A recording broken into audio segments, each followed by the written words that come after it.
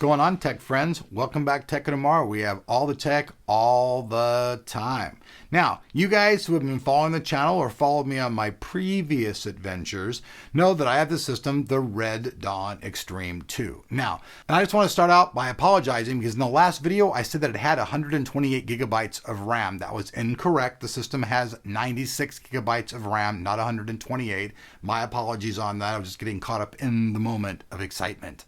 But still got the system, and now I've got it back and we've made some serious changes. If you guys saw it originally, you guys see right here, we had SwiftTech cooling, but we were only using a single fan.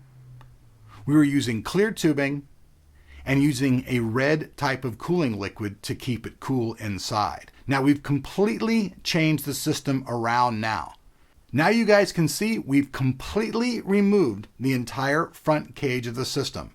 We've placed another SwiftTech triple rad in the front, changed out all of the tubing in the system, all of the coolant in the system, and now you guys can see that the SSD drives are actually in a floating mount. Also a couple other changes. In the previous system, here between the CPUs, you can see that the bar was kind of placed crookedly inside the system. That was kind of a temporary thing, where now you can see in the new system, this has completely been corrected. Now this entire complete cooling kit had to be built from the ground up. It's built from a bunch of different various parts from SwiftTech.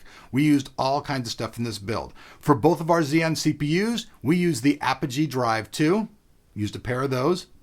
We also used the Maelstrom. You guys can see that, that's here in the front of the case. That is our lovely little reservoir. We're also using two of the SwiftTech triple rads, one on the very top of the system, one here now located in the front. So just a lot of changes, folks.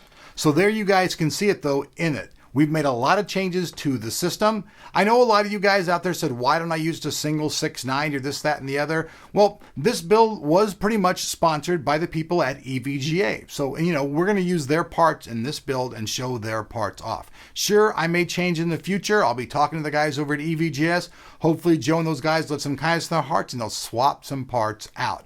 But as you guys can see, now the cooling system and everything has been completely redone in the Red Dawn 2, and I'm very happy with the way that it looks and with the way that it runs. Previously, the system would get slightly hot. It wasn't over the top, but now, even with dual CPUs being cooled, I'm rarely seeing ever over 5 degrees over the temperature in the room. That's right. So the ambient temperature in the room, I'm getting about 5 degrees above that always with my system, which is pretty dang good. That's actually excellent cooling, showing good results. Also, if you guys are interested out there in SwiftTech products and stuff, these things can be completely made from the ground up, designed how you want them, or they have their own type of cooling kits for you guys to use. So that's it. This is just an update on the Red Dawn Extreme 2. Hope you guys like this video. Make sure you're subscribed because we have all kinds of other cool stuff always coming up here on the channel. So we'll see you guys later as I go play some games on the